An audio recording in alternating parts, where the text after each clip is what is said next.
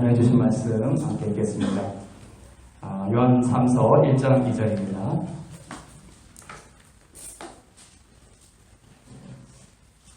요한 3서 1장 2절 우리 한 목소리로 함께 읽겠습니다.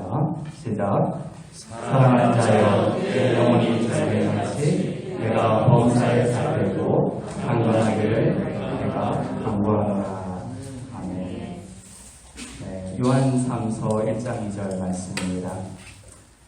사랑하는 자여, 내 영혼이 잘된 같이 내가 범사에 잘되고 강건하기를 내가 간구하노라. 저는 이 말씀처럼 여러분의 영혼이 잘 되기를 바랍니다. 이것은 저의 바람이기 전에 하나님께서 여러분을 향해 두신 마음입니다. 하나님은 여러분의 영혼이 잘 되기를 바랍니다. 영혼이 잘 되는 것은 뭘까? 너무나 광범위하긴 하지만 우리 주님으로 인해서 감사하고 기뻐하고 또 찬양하고 주의 사랑이 흘러넘치는 그러한 영혼이 되기를 바랍니다. 그런데 하나님은 영혼이 잘 되는 그 하나님의 방법을 성경을 통해 말씀하고 계십니다. 내 영혼이 잘 되기를 원한다라고 이렇게 말씀만 하시는 것이 아니라 그 영혼이 잘 되는 방법을 성경에 기록해 두고 있습니다. 또한 오늘 본문 말씀을 보면 영혼이 잘 되면 더불어 일어나는 일들이 있습니다. 그것은 뭐냐면 범사에 잘 될 것이다. 그리고 강건하다. 그것은 이제 건강함을 말합니다. 건강하게 될 것에 대해서도 약속하고 있습니다. 이 구절을 이제 한국 교회에서나 신학에서 잘 터치를 어느 순간부터 잘 터치를 안 합니다. 그것이 약간 믿음의 눈으로 한번 왜 그런 이 구절이 교회 안에서 자꾸 사라져가고 있는지에 대해서 한번 생각해 볼 필요가 있습니다. 오늘 말씀은 그래서 제가 가지고 있는 또 제가 세상 속에서 가르쳐지고 있는 여러 가지 생각들, 이론들 그런 것을 내려놓고 전적으로 말씀을 가지고 여러분에게 저도 선포하기를 원하는 마음이 있습니다. 이 말씀을 전할 때 여러분들이 세상 속에서 가르쳐지고 있고 배워왔던 그런 생각들과 조금 부딪힐 수도 있어요. 그렇지만 이것이 하나님의 말씀 속에서 한번 제가 풀어드릴 때에 믿음으로 받아들이면 놀라운 하나님의 은혜를 경험하게 될 줄로 믿습니다. 오늘 보면 영혼이 잘된 같이 내가 범사에 잘되고 건강하기를 원한다. 이 말씀을 통해서 하나님은 분명 영지주의가 아닌 것이 분명해집니다. 영지주의라는 것은 뭐냐면 영혼은 선하고 물질은, 육체는 악하다. 이것이 영지주의입니다. 이것이 역사 속에서 끊임없이 신앙과 신학에 도전해왔던 것입니다. 영혼이 잘 되니까 이런 이론과 이런 가르침들이 있습니다. 영혼이 잘 되면 된다. 영혼만 잘 되면 된다. 영혼만 잘 되면 되니까 아파도 아픈 그대로 있고 가난해도 가난한 그대로 살아라. 그것이 영혼에 더 좋다. 어떤 때는 빈곤과 기아가 그렇게 가난하게 삐뚤하게 사는 것이 영혼에도 가르침이 되고 교훈이 되니까 그대로 살아라. 이런 식의 가르침들이 있다는 것이죠. 그것이 영혼에 더 좋다. 이렇게 하지 않는다는 하나님은.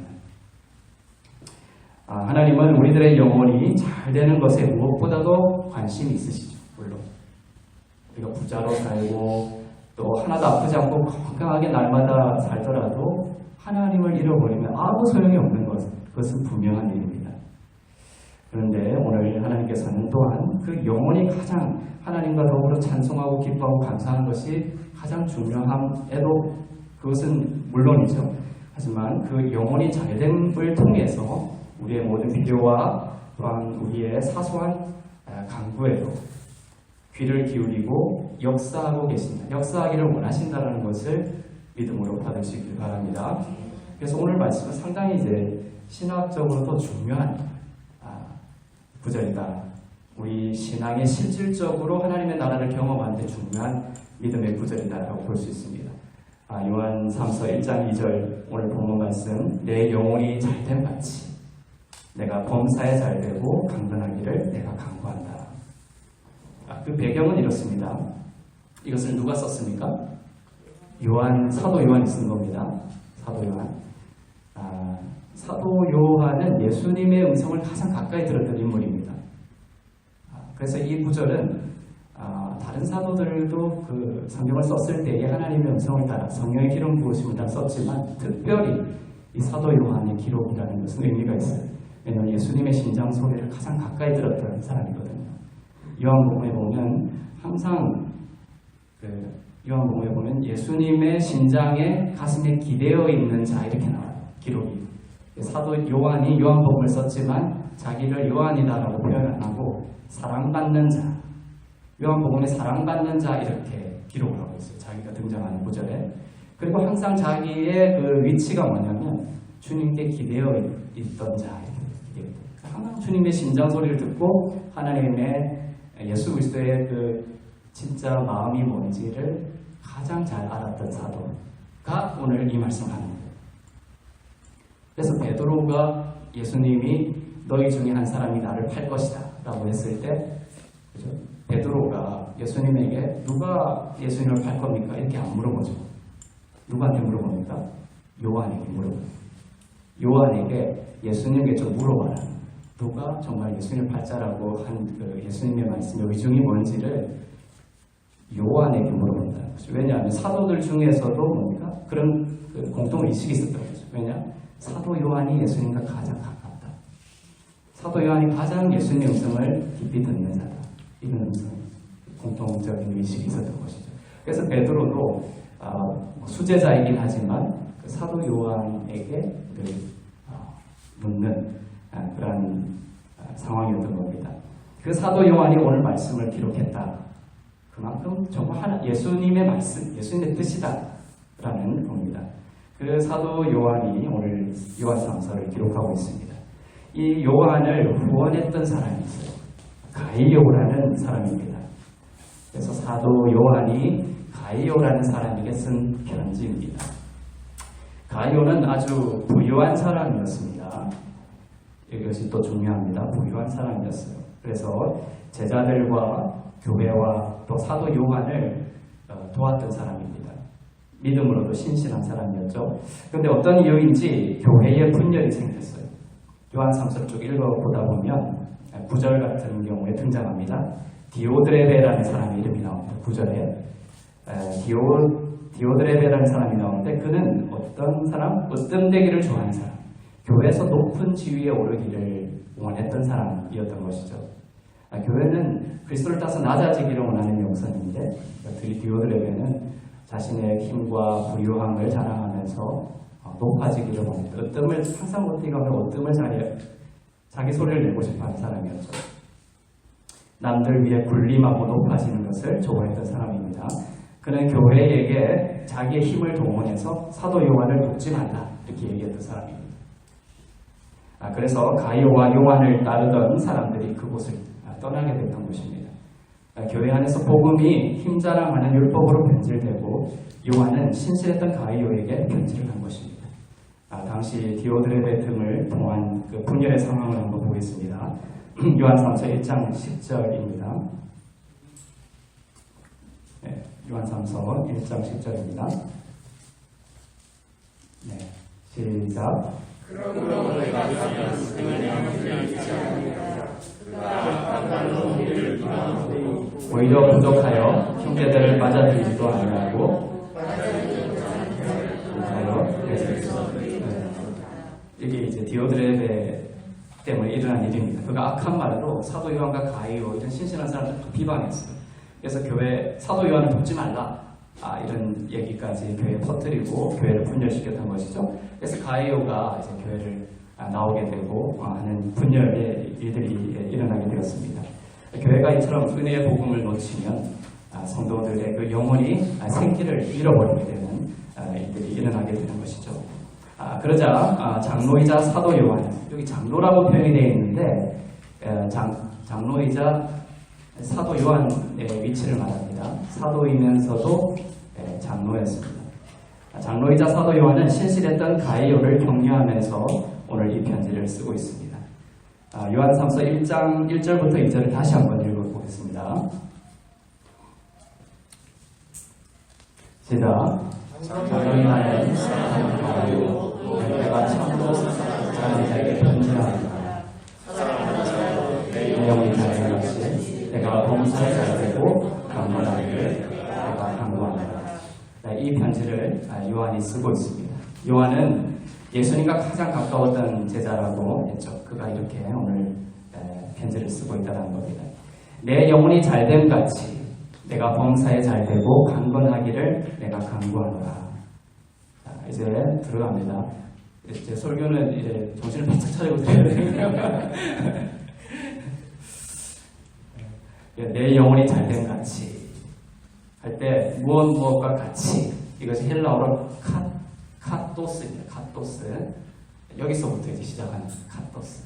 내 영혼이 잘된 같이. 그럼 제가 이 카토스를 다 찾아보겠죠, 성경에. 헬라어로. 그러면 그것이 어떻게 용법이 어떤 건지를 다 찾아서 여러분에게 이제 알려주는 거예요. 내 영혼이 잘된 같이. 카토스. 그럼 카토스를 찾아보면은 이것은 어떤 데는 비례적이거나 긴밀한 연관성을 가지고 있다는 것이죠. 그러니까 내 영혼이 잘 된다는 것과 뒤에 나오는 범위가 범사에 잘 되고 건강하다는 것이 연관성이 있다. 어떤 구절을 찾아보면 어떤 때는 비례적인 상황까지도 나타내는. 그러니까 영혼이 마치 잘 되면 범사에 형통하고 건강하게 되는 이런 비례적인 것까지도 유추해 볼 수 있을 정도로 연관성이 있다는 것이죠. 그러니까 영혼이 잘 된다는 것과 범사에 잘 되고 건강한 것이 상관없는 관계가 아니다라는 사실은 연관성이 있다는 것이죠. 그러니까 우리가 범사에 형통하고 건강한 것이 인생의 목적이 되면 그것은 기독교가 아니죠. 분명히 아닙니다. 하지만 하나님은 하나님의 백성들이 그런 하나님의 나라의 유익을 누리기를 원하신다. 교회와 복음을 위해서. 그런데 그 비밀이 어디에 있다? 영혼이 잘된 같이. 영혼이 잘 되는 것에 있다.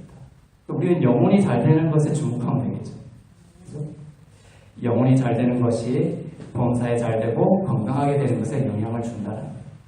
예를 들면 나는 그리스도 안에서 의롭고 흠이 없고 거룩하다라는 믿음의 선포가 범사에 형통하고 건강하게 되는 것에 영향을 준다는 거예요. 요한은 가이오에게 내 영혼이 잘 되기를 바란다라고 축복합니다. 이처럼 저도 여러분의 영혼이 잘 되기를 바랍니다. 영혼이 잘 되는 것이 육체의 건강 등 다른 모든 면에 다스림에 영향을 준다는 거예요. 여기서 잘 된다, 내 영혼이 잘 된다, 범사에 잘 된다라고 할 때 그 잘 된다는 것이 헬라어로 유오도오입니다. 유오도를 다 찾아봤겠죠, 제가. 유오도. 유오도를 찾아보면은 질적으로 잘 된다라는 그런 의미도 있고, 또 많은 구절에서는 경제적으로, 물질적으로 잘 된다는 의미가 있어요. 유오도. 지금 제가 영주주의에 강하게 저항하고 있는 겁니다. 교회 다니면 그냥 영적으로만 잘 되면 돼. 이것에 대해서 지금 저항하고 있는 거예요. 성경이 그렇게 가르치고 있지 않다는 것이죠. 예를 들면 요도가 나오는 구절을 보겠습니다. 고린도전서 16장 2절입니다. 고린도전서 16장 2절. 여기서 연보라는 구절이 나와요. 헌금이라는 구절인데 연보라는 구절이 단어가 요도로 되어 있다. 요도. 한번 읽겠습니다. 시작.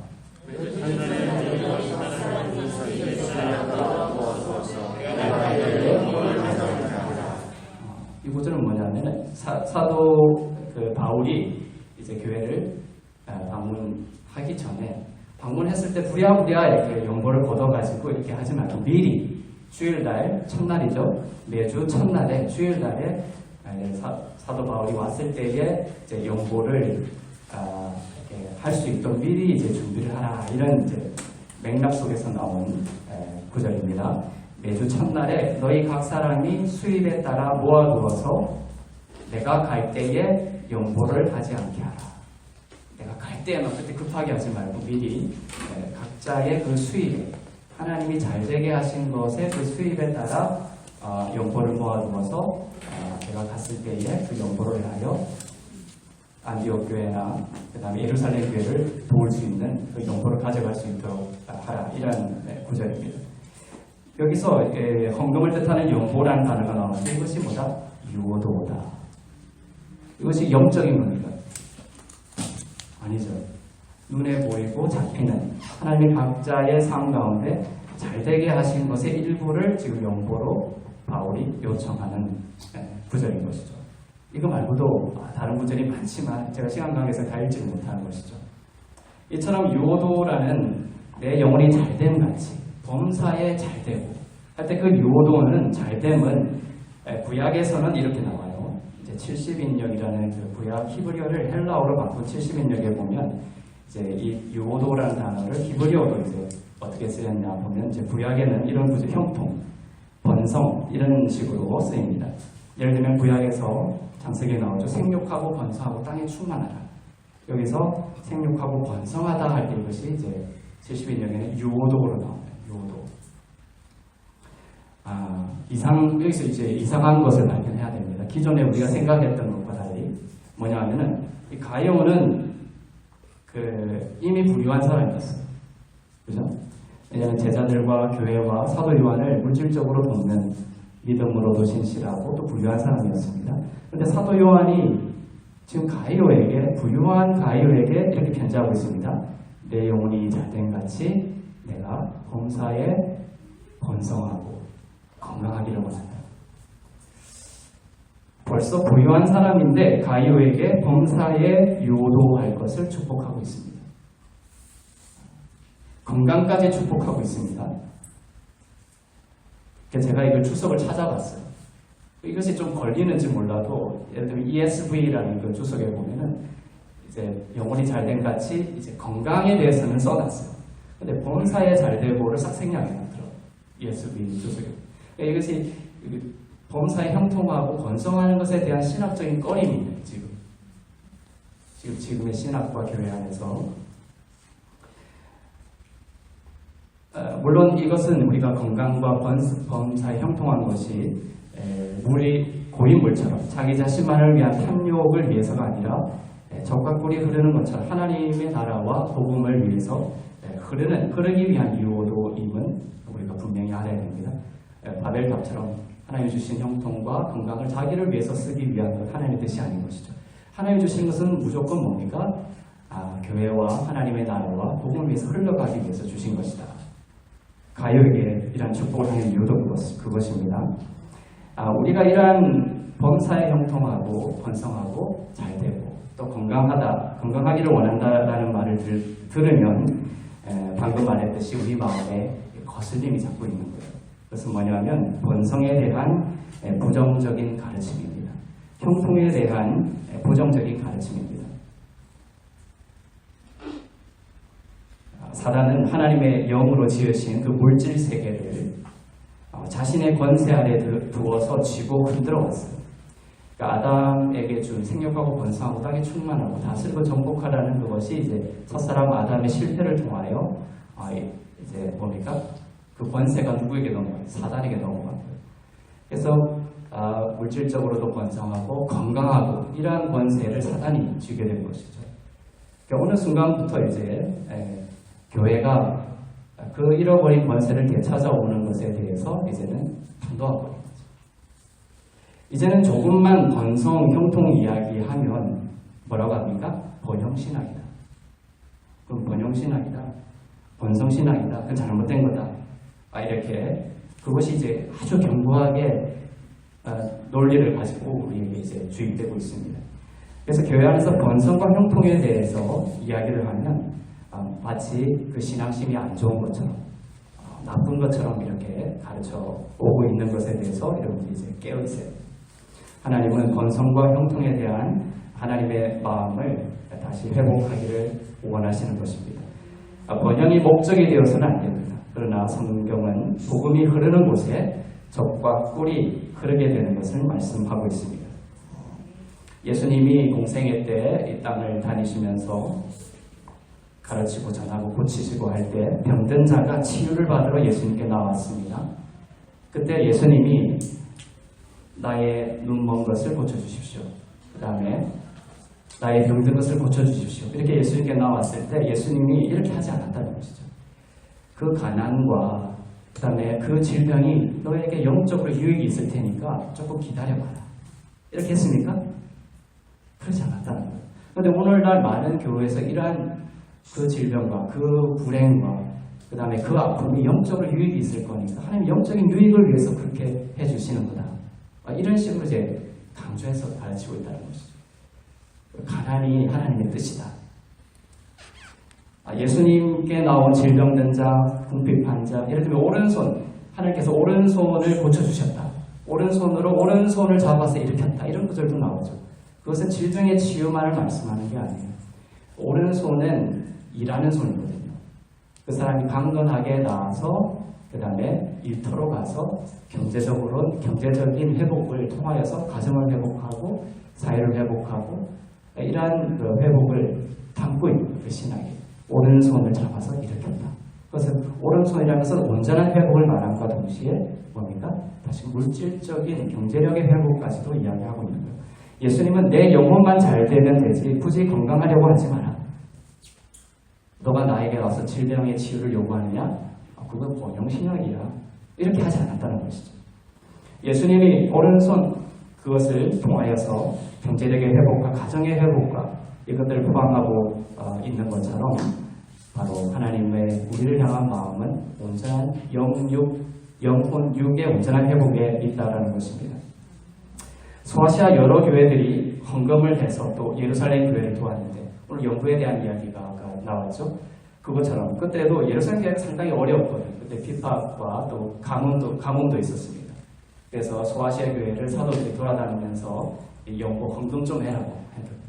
어떤 신학은 이것은 부정적인 신학이 아니라 어떤 신학자들은 그 서신서들, 고린도전서하고 여러 서신서들은 그들의 믿음을 성장시키기 위한 목적도 있지만 이렇게까지 얘기하는 신학자들도 있어요. 그래서 헌금 좀 많이 내라. 뒤로 가면 항상 헌금 얘기로 이렇게 나오거든요. 그것이 이제 그 연보를 가지고 예루살렘 교회와 안디옥 교회의 어려움을 이제 같이 공유하고 연대해서 해결해 가려고 했던 당시 상황들이 있습니다. 그때 예루살렘 교회의 영적인 부분만 있으면 되지 굳이 돈을 얻어서 가져다 주나 그것은 번영신학이야 이렇게 하지 않았다는 것이죠. 요한과 베드로는 성전 미문에 앉아 평생 구걸을 하던 자를 일으켜 세워서 구걸이 아니라 남을 돕는 그러한 삶으로 방향으로 나아가게 했던 것입니다. 하나님은 영혼이 그리스도 안에서 온전케 되는 그 영혼의 회복을 통하여 영과 혼과 육의 그 모든 면에서 성도들이 잘 되기를 바라신다. 여러분이 그렇지 않다 이렇게 생각할 수도 있습니다. 그것을 막지는 않겠습니다. 하나님은 오직 영적인 부분만 관심이 있으시지 우리 삶의 형통과 건강 같은 것은 중요한 게 아니야. 그것은 영적으로 하찮은 수준의 것이야. 그것은 하나님이 진정을 원하는 그런 것이 아니야 라고 그런 믿음을 가지고 있다면 성경의 이런 구절을 생각해 봐야 돼요. 내 믿음대로 될지어다. 하나님께서 원하시는 예수님 항상 오셔서 뭐라고 묻죠? 내가 무엇을 원하느냐? 내가 낫기를 원합니다. 내 믿음대로 될지어다. 주님 나 건강한 거 원치 않아요. 내 형통한 거 원치 않습니다. 영적으로만 행복하고 영적으로만 정말 잘 됐으면 좋겠습니다. 내 믿음대로 될지어다. 하나님의 마음을 오해하고 있는 것이죠. 그래서 오늘 이 말씀이 중요하다는 것입니다. 내 영혼이 잘된 같이 내가 범사에 잘되고 강건하기를 원한다. 이것이 하나님의 마음. 우리 하트교회 하나님의 마음을 깊이 들어가는 그 마음이 나의 마음이 되기를 원하고 그 시선이 나의 시선이 되기를 원합니다. 이제 영혼이 어떻게 잘 되는지를 보겠습니다. 영혼이 잘 된다. 이게 수동영어로 되어 있어요. 내가 영혼을 막 잘 되게 할 수 없다. 내 영혼이 잘 되어진다. 영혼이 잘 되어진다. 왜 어떻게 하면 영혼이 잘 되어지는지 그것을 오늘 추적해 가는 겁니다. 요한 3서 오늘 2절을 본문으로 읽었습니다. 그 다음에 영혼이 잘 되는 것이 수동형으로 되어 있는데 그 비밀이 3절 4절에 있어요. 3절 4절을 함께 읽겠습니다. 시작.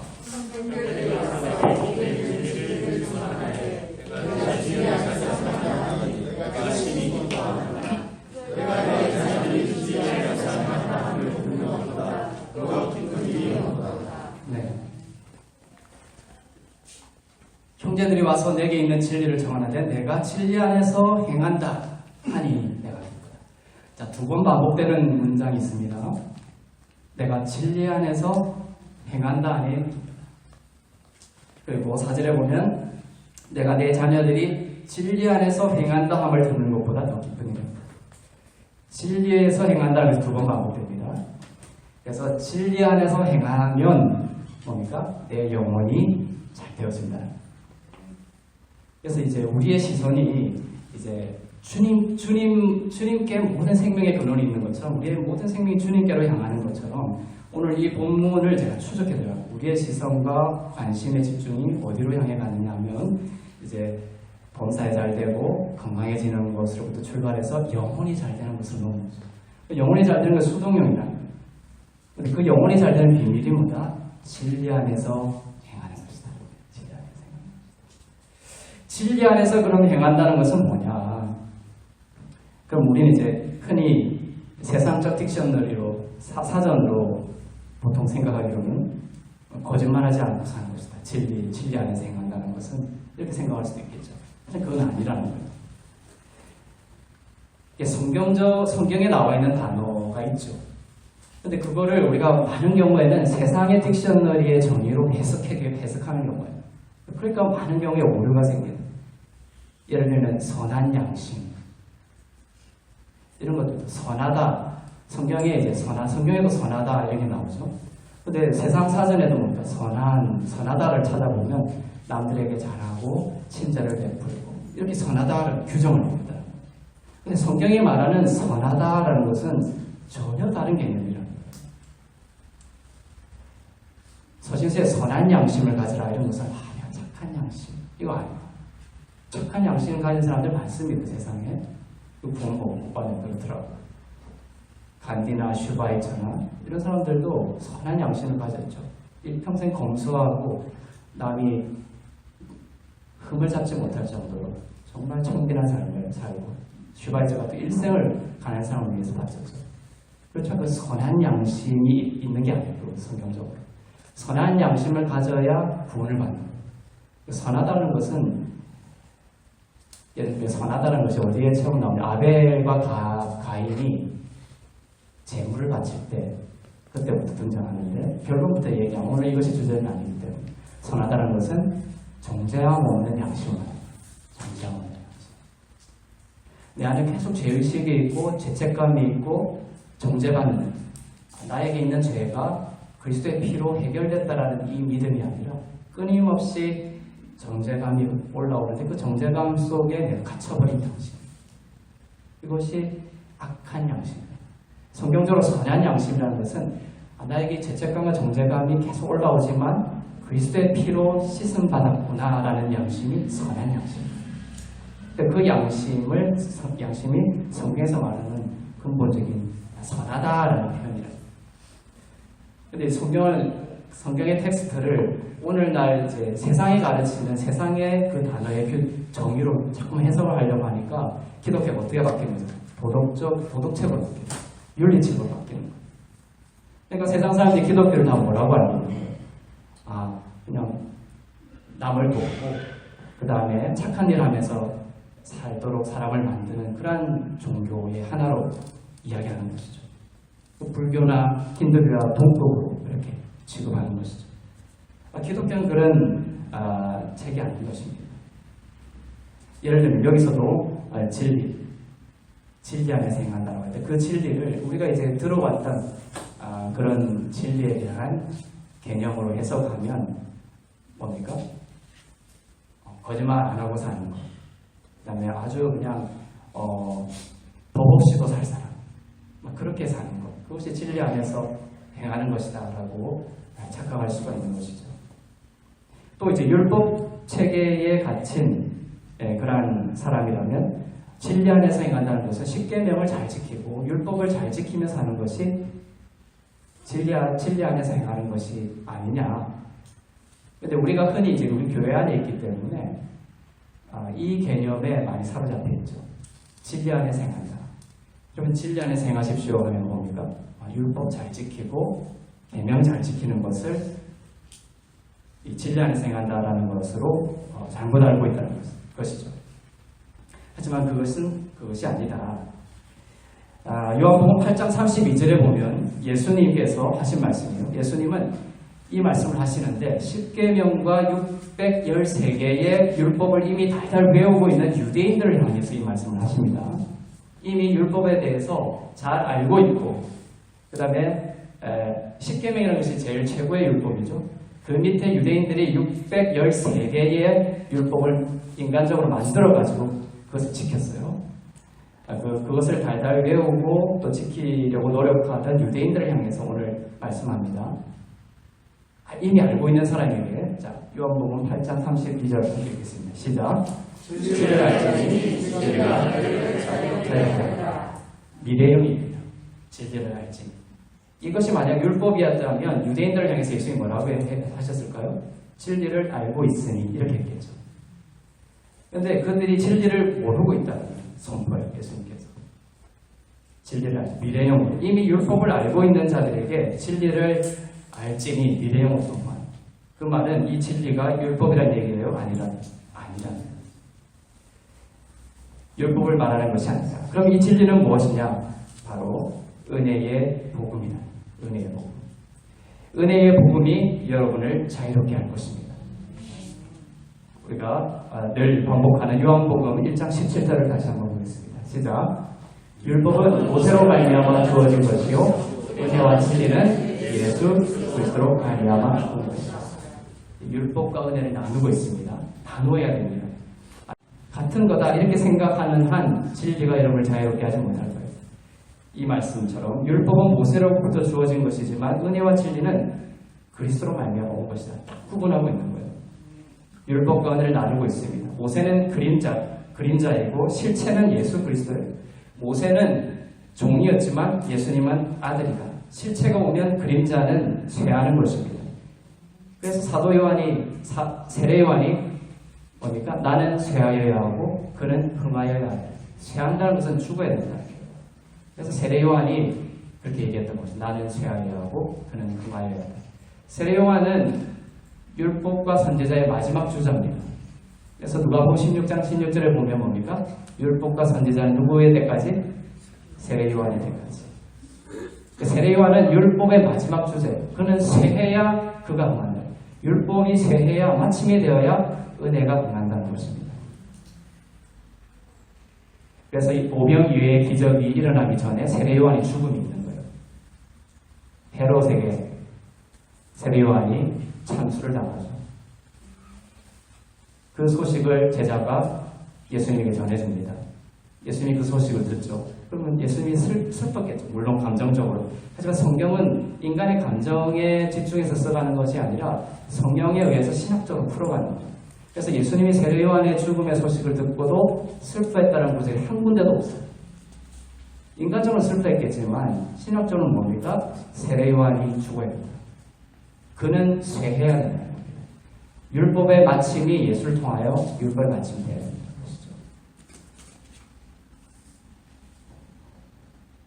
그리하여야 예수 그리스도 통한 은혜의 하나님의 나라가 오는 것이다. 그래서 오늘 율법은 모세로부터 주어진 것이지만 은혜와 진리는 예수 그리스도로 말미암았다.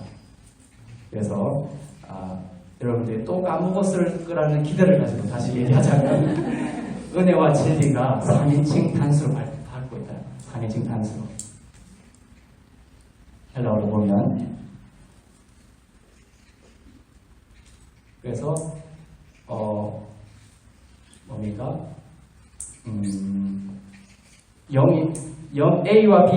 A와 B를 복수로 받으면 복수 동사로 받으면 A와 B가 두 개라는 거예요. 그런데 A와 B를 3인칭 단수 동사로 받으면 A와 B가 하나라는 뜻이에요. 하나라는 뜻. 그래서 이제 중학교를 잘 졸업하신 분들은 다 아실 영어 문법입니다. 그래서 지금 은혜와 진리를 3인칭 단수로 받고 있어요. 그러니까 은혜와 진리가 뭡니까? 같은 거예요. 은혜가 진리이고 진리가 은혜다. 그래서 율법이 진리가 아니라는 거예요. 그래서 진리가 너희를 자유롭게 할 것이다. 이렇게 할 때 율법이 여러분을 자유롭게 할 수 없다는 겁니다. 은혜가 여러분들을 자유롭게 할 줄로 믿습니다. 진리라는 것은 완전한 겁니다. 불완전한 것이 아니에요. 율법 자체는 완전한 것이죠. 그런데 이것이 왜 불완전성으로 오늘 자꾸 설명되어지냐면 인간의 불완전성 때문에 그래요. 첫사람 아담의 타락으로 인하여 인간의 그 거룩하고 완전한 율법을 지킬 수 없기 때문에 인간에게 그 완전한 율법이 불완전성으로 받아들여진다. 인간의 불완전성으로 인해서 율법은 완전한 기능을 수행할 수 없다는 거예요. 그 율법이 인간이 정말 완전한 존재라면 그 율법이 진리가 되어서 우리가 그것을 다 지킬 수 있게 되고 또 우리가 그 율법 지킴으로 인하여 거룩한 삶으로 나아갈 수 있게 되는 거예요.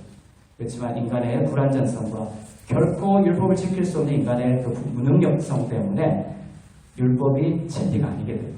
그러니까 율법은 계속 우리에게 다가와서 우리를 거룩하게 만들지 않고 오게 되거든요. 자꾸 죽이는 거예요. 죽이는 거예요. 살인하지 말라 율법이 얘기하면 다가와서 우리를 살인하지 않는 자로 만들어주는 것이 아니라 너가 살인자라는 것을 자꾸만 폭로시키는 거예요. 나는 누구를 죽인 적도 없습니다 라고 얘기해봐야 예수님이 오셔서 살인은 그것이 아니에요. 누구를 미워하기만 해도 살인자다 얘기해요. 그래서 세상 사람들이 그 말을 들을 때 충격이 있는 거죠. 나는 뭐 떳떳하게 법 없이도 살 사람으로 잘 살아왔는데 예수님이 오셔서 살인자라고 폭로해버려요. 그래서 예수님이 필요한 자기의 실존을 깨달아야 됩니다. 예수님을 믿지 못하는 많은 사람들의 자기 실존에 대한 의식은 뭡니까? 잘 살고 있다. 뭐 이 정도면 뭐 괜찮다. 하지만 예수님은 오셔서 완전한 그 바닥까지의 우리의 영혼을 보게 합니다. 누구를 미워하기만 해도 살인한 것이다. 누구를 미워하지 않았는데요? 또 이렇게 얘기할 수 있죠. 그럼 야고보서 2장에 어떤 말이 있습니까? 율법 중에 하나를 어기면 모든 것을 어긴 것으로 내가 보겠다.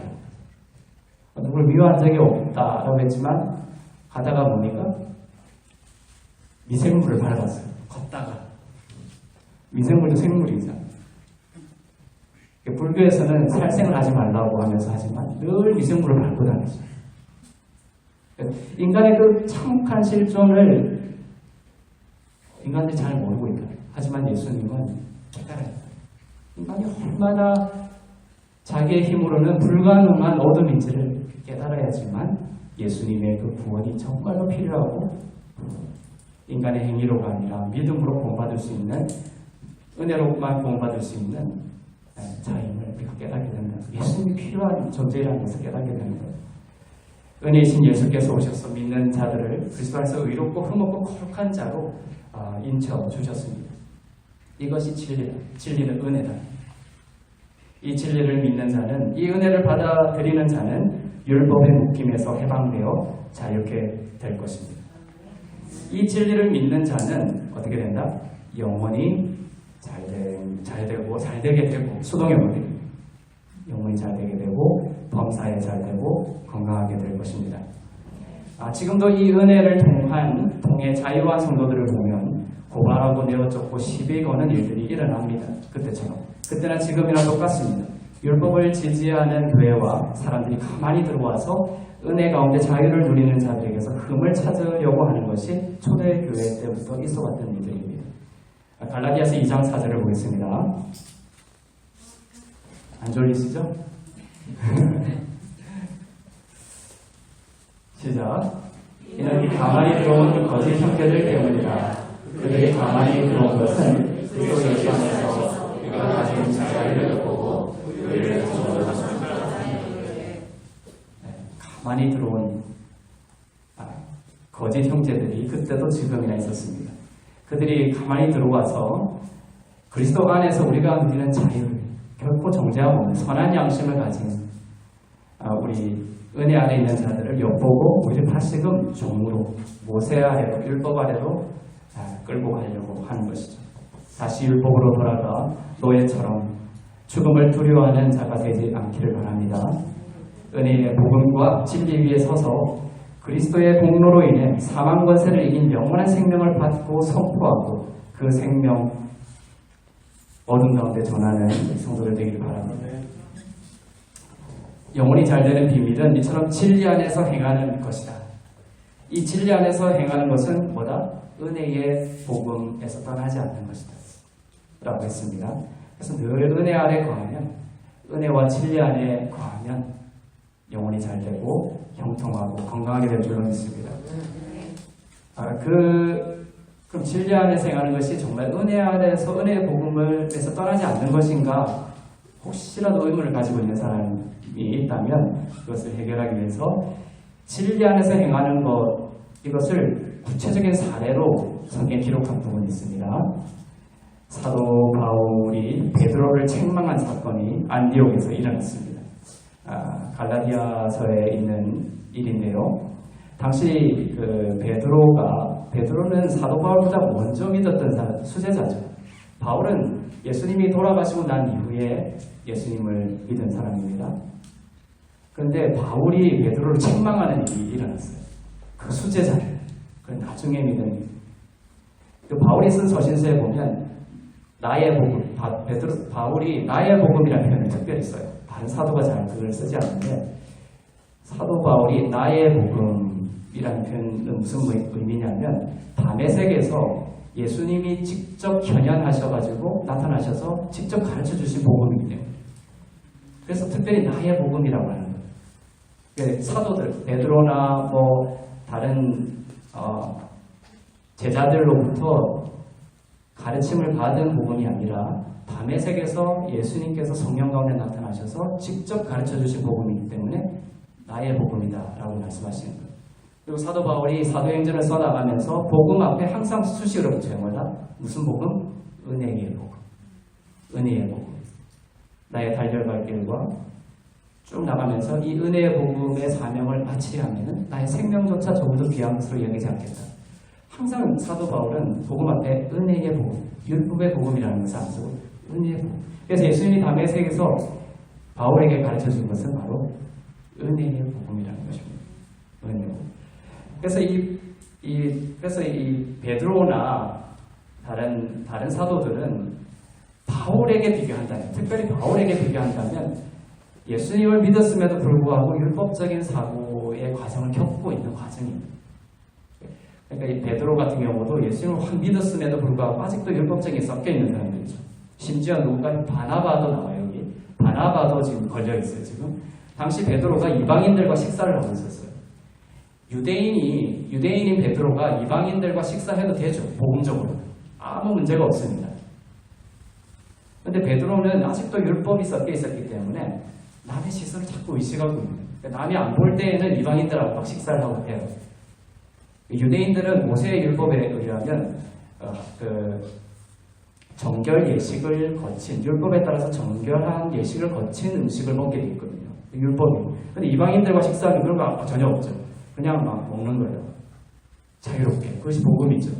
그런데 베드로가 이방인들과 막 자유롭게 먹고 있어요. 그것은 좋았어요. 그런데 안디옥에서 일어난 일입니다.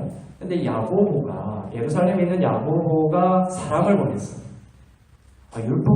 유대인들이 율법을 지키지 않는 일들이 벌어지고 있구나라는 소문이 퍼진 거예요. 그러니까 사도 야고보도 지금 이제 율법이 아직 섞여 있는 거예요. 당시 초대교회가 이제 그런 상황이었습니다. 그래서 지금 이제 풀 레벨레이션, 은혜의 복음이 풀 레벨레이션이에요. 그러니까 복음이 전파되었지만 시대를 따라서 그 은혜의 복음이 계시가 확 이렇게 넓혀지는 거죠. 초대교회 때는 아직 풀 레벨레이션이 아니잖아요. 온전한 계시가 시대를 통해서 성령을 통해 지금 계속해서 이제 풀 레벨레이션의 시대를 가거든요. 예전보다 훨씬. 성령을 통하여 지금 베드로가 이방인들과 음식을 먹고 있었는데 율법을 지키나 안 지키나라는 걸 검증하기 위해서 이제 사람을 보냈어요. 야고보가. 그런 사람이 온다고 딱 들었을 때 베드로가 어떻게 했을까요? 나는 은혜의 복음을 따라서 이제 그 모세의 율법을 지키지 않아도 된다. 자유롭게 이방인들과 하나가 되고 이방인들도 믿음으로 말미암아 의롭게 된 자들이기 때문에 자유롭게 음식을 먹어도 된다. 나는 떳떳하다. 이렇게 식사를 하면 되거든요. 그런데 사람이 온다고 하니까 자리를 피해버려요. 그래서 야고보가 그걸 걸고 넘어져서 베드로가 이방인 율법을 지키지 않고 음식을 먹는다는 것으로 인하여 또 여러 가지 어려운 일을 당할 것을 염려했기 때문이죠. 빨리 율법을 지킨 것처럼 하려고 했던 것입니다. 근데 그 구절을 보면 바나바 이야기도 나와요. 이것을 외식이라고 하죠. 외식, 아닌 것처럼. 그래서 성경의 위로자로 불렸던 바나바마저 이러한 외식에 유혹이 되었다 이렇게 기록되어 있습니다. 바나바마저도. 이것이 참 율법적인 틀에서 벗어난다는 것이 쉬운 일은 아니었던 것이죠. 베드로가 은혜를 속히 떠나 재빨리 율법을 지키는 것으로 돌아간 것을 책망했던 것을 바울은 갈라디아서 2장 14절에서 기록하고 있는 것이에요. 이유는 복음의 진리를 따라 바르게 행하지 않았기 때문에. 그러니까 베드로가 마치 율법을 지키는 것처럼 이렇게 재빨리 그 자리를 떠나는 것을 바울이 어떤 식으로 규정하고 있다? 진리를 따라 행하지 않았다. 이 구절을 읽겠습니다. 2장 14절 시작. 그러므로 그들이 진리를 따라 바르게 행하지 아니함을 보고 모든 앞에서 내가 이르되 내가 유대인으로서 이방인을 따르고 유대인답게 살지 아니하면서 어찌하여 억지로 이방인을 유대인답게 살게 하려 하였는가. 복음의 진리를 따라 바르게 행하지 않았다는 거예요. 뒷구절은 어떤 내용이냐면 억지로 이방인을 유대인답게 살게 하려느냐. 이 말은 뭐냐면 베드로가 그 자리를 확 떠난다는 말이 이방인들에게 어떻게 느껴질까요? 이방인들도 율법을 지켜야 되는구나. 이런 의식을 심어주는 거죠. 너도 유대인으로서 이방인을 따르고 유대인답게 살지 아니하면서 어찌하여 억지로 이방인들을 유대인답게 살려 하느냐. 이방인을 마치 유대인들처럼 베드로가 그 자리를 떠나지 않고 그 자리에 있었다면 유대인들은 어떻게 생겼을까? 정말 은혜의 복음으로 해요. 이나여 믿음으로 말미암아 우리들도 의롭게 되는 것이 확실해. 베드로도 모세의 율법을 넘어서서 우리와 같이 한 자리에서 이렇게 자유롭게 음식을 먹고 정말 은혜의 복음이 정말 능력이 있는 거구나. 은혜의 복음 안에서 우리가 정말 하나가 되었구나. 이런 생각을 가졌겠죠. 하지만 베드로가 그 자리를 급히 떠남으로 인하여 뭡니까? 마치 이방인마저도 그 율법을 마치 따라야 하는 거죠. 유대인처럼 살아야 되는 것처럼. 그래야지만이 그것이 복음이고 구원인 것처럼 이방인들도 생각하게 되었던 것이죠. 이것이 바로 율법적인 사고이며 은혜 아래 있지 않는 것이며 진리를 따라 행하지 않는 것이다. 그래서 이 구절을 읽었지만 바로 다음 구절에 보면 16절에 보면 바울이 사람이 의롭게 되는 것은 율법의 행위로 말미암음이 아니요 오직 예수 그리스도를 믿음으로 말미암는 줄 알므로 이렇게 선포하는 거예요. 그래서 진리를 따라 행한다는 것은 믿음으로 사람이 의롭게 되는 것은 율법으로 말미암은 것이 아니라 오직 예수 그리스도를 믿는 믿음으로 말미암아 우리가 의롭게 되는 것이다. 이신칭이죠. 믿음으로 말미암아 의롭게 되는 것이 진리 안에서 행하는 것이다. 믿음으로 말미암아 의롭게 되는. 내가 그리스도 안에서 항상 그리스도 안에서 빠지면 안 됩니다. In Christ, 그리스도 안에서 믿음으로 의롭게 된다. 내가 의로운 자요, 거룩한 자요, 흠이 없는 자가 되었다. 이것이 진리 안에서 행한다는 의미가 된다는 것이죠. 이렇게 말함으로써 마치 율법을 지키는 자인 것처럼 위선을 행했던 베드로가 진리 안에서 행한 것이 아님을 바울이 밝혔던 것입니다. 이처럼 여러분 은혜의 복음에서 멀어지지 않기를 바랍니다. 예수 그리스도 안에서 멀어지지 않기를 바랍니다. 사람들의 일반적인 생각과 달리 율법을 가르치는 사람이 오히려 사람을 기쁘게 하는 자예요. 바울이 이렇게 얘기했죠. 내가 사람의 기쁨을 구하였다면 그리스도의 종이 아니다. 보통 이제 교회 안에서 계속 율법을 들이대면서 사람들을 책망합니다. 많은 교회에서. 계속 사람을 정죄하고 야단치고 그러면서 이제 하는 말이 뭡니까? 바울이 사람을 기쁘게 하지 않았지 않냐. 사람을 기쁘게 하지 않는 설교를 한다는 자기는. 계속 성도들을 책망하고 그렇게 살지 않으면 하나님이 저주를 내릴 거고 질병을 내릴 거고 그러니까 바르게 계명 지키면서 살아라. 삶이 막 힘들죠. 그러니까 설교자들이 나는 사람을 기쁘게 하지 사람 괴롭게 하기 때문에 나는 사도 바울의 그 말을 따라서 설교하고 있는 것이다. 이렇게 율법을 자꾸 가르치는 것을 사람을 기쁘게 하는 것이 아니기 때문에 자기는 바르게 설교하고 있다 이렇게 생각하고 있는 것이죠. 하지만 정반대입니다. 왜냐하면 은혜는 뭡니까? 사람의 행위로 인한 것이 아님을 선포하기 때문입니다. 율법은 은혜는 십자가는 바로 육체의 모욕을 주는 거예요. 유대인들은 이 율법을 부여잡고 뭡니까? 이 율법을 사람의 행위로 계속 지키면서 나의 의로움을 확인받으려고 했고 하나님의 자녀의 힘을 확인받으려고 했던 거예요. 그러니까 인간의 행위를 자꾸만 뭡니까? 높여주는 거죠. 하지만 은혜는 뭡니까? 닿을 때 인간의 행위는 먼저 육체의 모욕을 주는 거예요. 사람을 기쁘게 하지 않죠. 사람의 깊은 심령 가운데는 어떤 의식이 있냐면 하나님을 위해서 내가 뭔가를 해야 된다는 기여의식이 있는 거예요. 내가 구원받기 위해서는 그래도 이것도 해야 되고 저 정도는 해야 되지 않을까? 내가 예수를 믿음으로 믿는다고 하는데 이 믿음도 뭡니까? 내가 발휘해야 되지 않을까? 이런 계속해서 이 구원과 은혜에 나의 기여한 것이 없다라는 생각을 하면 육체가 모욕을 당하는 거죠. 그래서 은혜를 말하는 것이 뭡니까? 사람을 가장 기쁘게 하지 않는 면이다. 이해되십니까? 사람을 기쁘게 하지 말라. 이 바울의 메시지의 핵심은 뭐냐면 은혜는 사람으로 인한 것이 아니라 오직 은혜로 예수 그리스도의 보혈로만 은혜로만 믿음으로만 되는 것이다 라는 이 은혜의 복음을 전하고 이 은혜의 복음을 믿으면서 살 것을 설교할 것을 우리에게 요청하는 것이죠.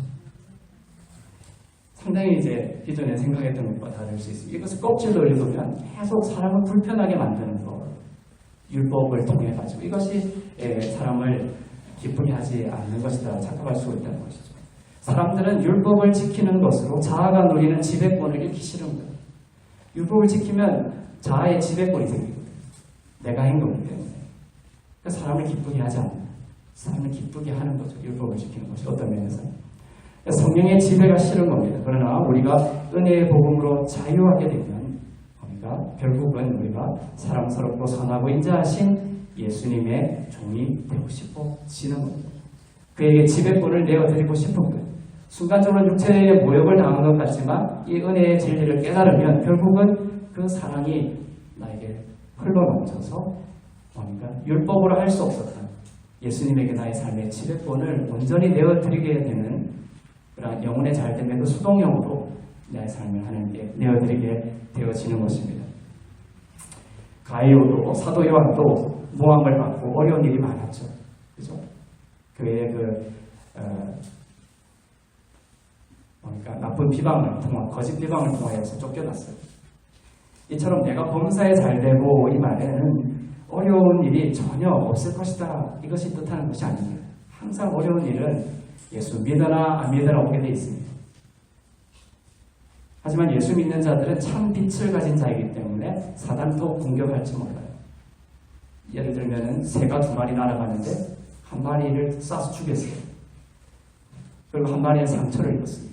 둘 다 땅에 떨어졌죠. 사냥개가 누구를 공격합니까? 죽은 새를 공격합니까? 아직 살아있는 새를 공격합니까? 살아있는 새를 공격합니다. 사냥개는. 그리스도인들은 성도들은 살아있는 자예요. 참빛과 진리를 가진 자예요. 그러니까 사단이라는 어둠의 권세가 누구를 더 공격할 수 있다? 살아있는 성도들을 더 공격할 수 있다. 그래서 교회는 항상 핍박 속에 노출이 되어 있는 거예요. 핍박이 없는 교회, 너무나 잘 나가는 교회, 아무런 시련도 없고 그런 교회가 아닐 수 있다. 복음의 진리가 선포되지 않으신다.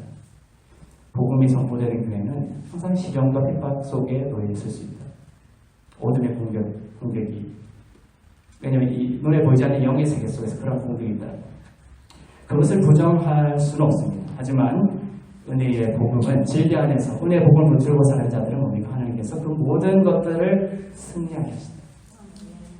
그것을 영혼이 잘 되면 진리 안에서 행하면 하나님께서 영혼이 잘 되는 것을 통하여 이러한 어려운 핍박과 시련을 이기고 승리하게 하실 줄로 믿습니다. 건강하게 하실 줄로 믿습니다. 그래서 고린도후서 15장 같은데 성찬식을 베풀면서 이 성찬식을 베풀면서 죽은 자도 살아난 일들이 막 기록되어 있어요. 교회 안에서. 여러분은 누구입니까? 은혜 받은 자입니다.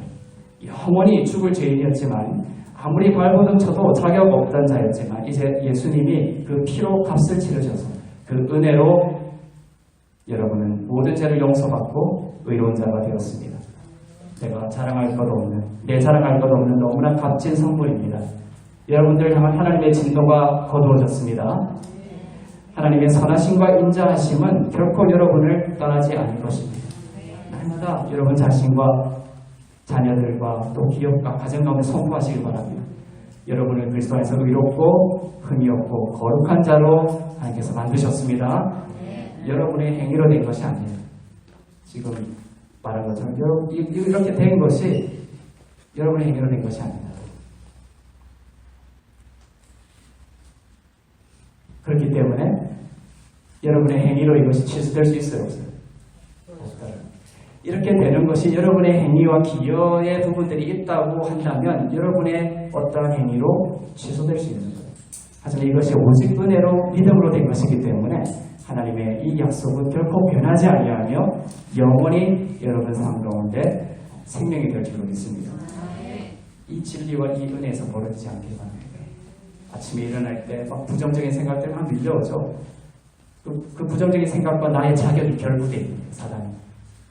어제 저녁에 누구에게 화나고 싸우고 남편에게 부인에게 욕하고 자녀들의 한 대 때리고 그래놓고 너가 하나님 앞에서 무슨 거룩한 자고 흠이 있는 자 축복의 기도는 하지도 말고 오늘 좀 온전한 모습을 갖추고 경건한 모습을 회복해야 하나님이 나의 삶을 축복할 것이고 이런 식으로 간다는 자꾸만 예수의 보혈과 하나님 안에서의 나의 정체성을 결부시키는 것이 아니라 사단은 나의 자격과 나의 어떠함과 나에게 주시는 하나님의 축복을 자꾸 결부시킨다. 그때마다 뭡니까? 나는 죄인이나 난 참혹한 죄인이나 세례요한처럼 보라 세상 죄를 지고 간 어린 양. 그러니까 나도 보라 세상 죄를 지고 간 어린 양이다. 나도 세상 죄를 지고 간 어린 양을 바라봐야 돼. 사단에게도 그렇게 선포하시고 자꾸만 나가지고 뭐라 하지만 나는 너 말대로 하면 나는 가능성 없는 존재 맞아. 하지만 세상 죄를 지고 가는 어린 양을 너도 봐라. 그분을 통하여서 하나님은 나를 거룩하고 의롭고 흠이 없는 자로 만드셨고 변하지 않고 영원한 사랑을 나에게 주셨다. 하나님의 진노가 나에게서 거두어졌다. 그 진노를 내게서 거두어 주셨다. 영원토록. 그것이 무지개 언약이죠. 은혜의 복음이라는 이 진리 안에서 바르게 행할 때 그러한 믿음과 그러한 깨어있음 가운데 있을 때 여러분은 범사에 잘 되고 강건하게 될 줄로 믿습니다. 이 믿음이 있다면 여러분들이 입술로 선포하시길 바랍니다. 제가 예전에 깨닫지 못한 부분이 이거예요. 믿음만 가지고 있으면 되는구나. 근데 성경 바울의 이 가르침을 쭉 연구하다 보면 믿는 것으로는 충분하지 않더라고요. 승리로 가는 길에 뭐가 들어있냐면 입으로 선포하는 게 들어있어요.